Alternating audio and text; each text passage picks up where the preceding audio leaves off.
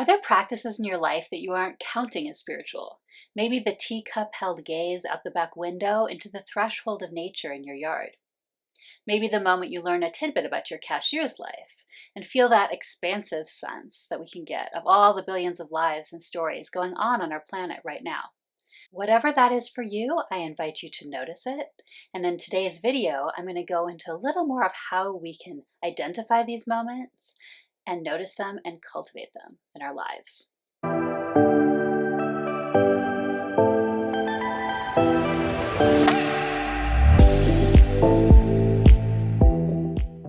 Hey everyone, I'm Sonja and this is Holiness Connection. I hope you feel a sense of warm welcome here. So that little intro bit was from a community post that I posted a few weeks ago, and I really wanted to develop it just a little further into a video. Noticing these parts of our day or moments or interactions with nature, with people, whatever that is. How can we count that as practice? And what does that mean? Like, what are the steps in order to do so?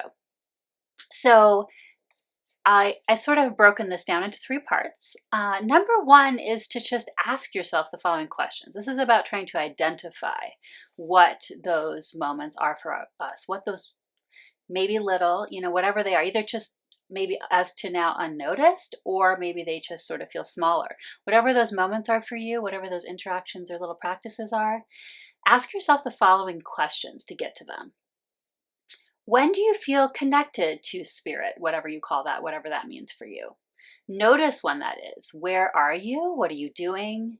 Is it nature, or even you could get even more specific. Is it a specific place if nature is your example? Is it even a specific tree? Another question, when do you feel most present? When do you feel most joy? And by that, I really do mean the joy not dependent on circumstances. So where you just feel this bubbling of joy and maybe you aren't quite sure why. Sometimes that can just arise spontaneously, but maybe there's a reason. Maybe there's something that you're doing right then or something you're noticing or that is in your presence. When do you feel a sense of meaning? Because meaning, of course, is also us connecting to that deeper level. When do you feel most connected to yourself, to others, or perhaps to sort of a sense of being guided by something bigger than yourself? When do you feel a sense of belonging? And I mean that in a big way, not at all to make smaller the kinds of belongings that we usually think about our group or on the various different levels, from family to friend groups to your community. But I mean this sort of in that sense where maybe you feel like a child of whatever language you use here, a child of God, a child of the universe. Maybe you feel part of that interconnected web of all being. When do you feel that? And then finally, when do you feel a sense of well-being? And again, that's not dependent on the circumstances. So it's kind of like the joy one, right? There's just this sense of well-being that you have that can be spontaneous, but it might also be arising for a specific reason or in a particular kind of circumstance. And for all of those, I really invite you to get really granular and specific and sort of really notice, like I said with that nature example, is it all of nature, or is it like a specific spot in nature or a specific creature, whether that's a tree or an animal? There's another line of questioning which has to do more with growth, perhaps, is a good way to think of it. So in this line of questions would be things like, when do you feel more challenged, maybe pulled on to that deeper level beyond what your current state of being is? Like, when do you feel that, like where you feel almost like you're being challenged to come out of what your mindset is or what your way of being is into something deeper?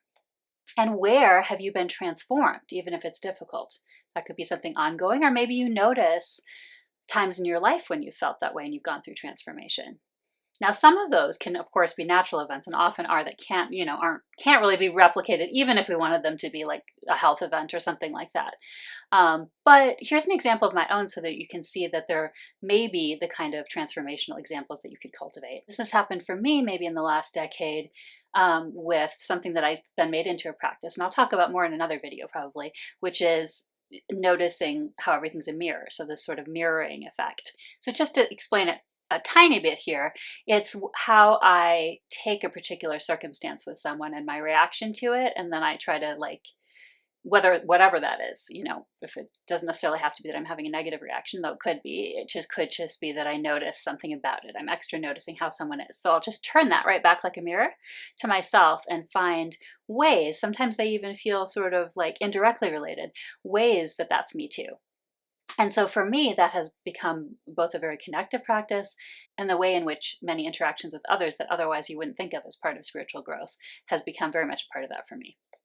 Okay, so moving beyond the questions to part two is simply to pay attention to those areas that aren't your usual focus. So it's being mindful that you might have more blind spots on what could be a practice for you, or what is a practice for you that you're not noticing in those areas that don't come as naturally. For example, some of us are more body oriented, but I'm not. So for me, trying to notice something that involves my body or more sensory experiences is something that I sort of have to be more on the lookout for if I'm trying to notice how I might have practices like that in my life. And then finally, number three is to cultivate them. And I want to go a little more into how to do this. So there's lots of different ways you could do it, but here's one sort of possible set of steps that you could use. So starting with that number one is to pay attention and really notice, like I said. So you might be on the lookout for it, or you might just be catching a moment when you normally would have moved on to something else, but you catch it that, oh, there's something going on here. There's something a little bit special here happening for me in this moment.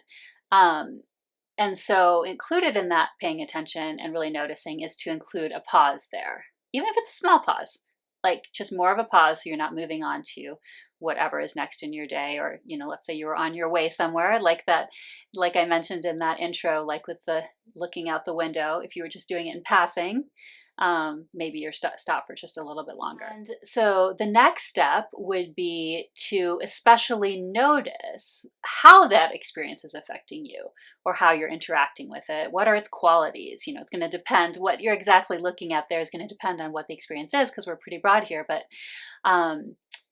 trying to notice something about it, like what is it? What is it bringing up for you? How does it make you feel? What are its qualities? Is it, having one of those kinds of connection for you with spirit, or with, feeling connected to others? Trying to notice what that exactly is. That not only can give you information about this practice's role in your life, but it can also potentially give you information about something about your spiritual journey, because sometimes something is showing up for us in that moment, or in that day, or in that month, or in that year as a practice, because it is part of our larger spiritual journey in some way. And then the third step would be to explore further. So if that's about the particular thing that you noticed, very much about that specifically, that simply could mean making an appointment with yourself to engage with it a little longer, or trying to engage with it more often, something like that.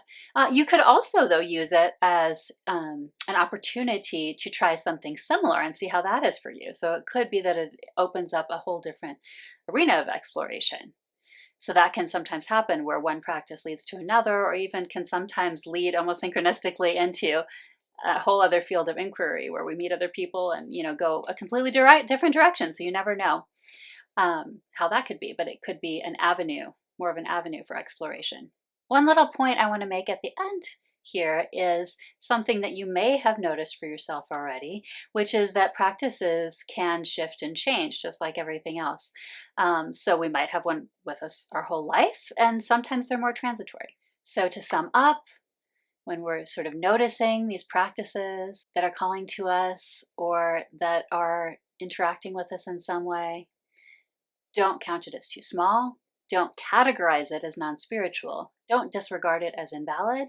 What you want to do instead is notice the reality of what's there and appreciate it. Be inspired by it and tend to it. I'd love to hear in the comments if you have any particular practices that you've maybe stumbled upon, and maybe or realized that you were doing without even realizing you were doing it.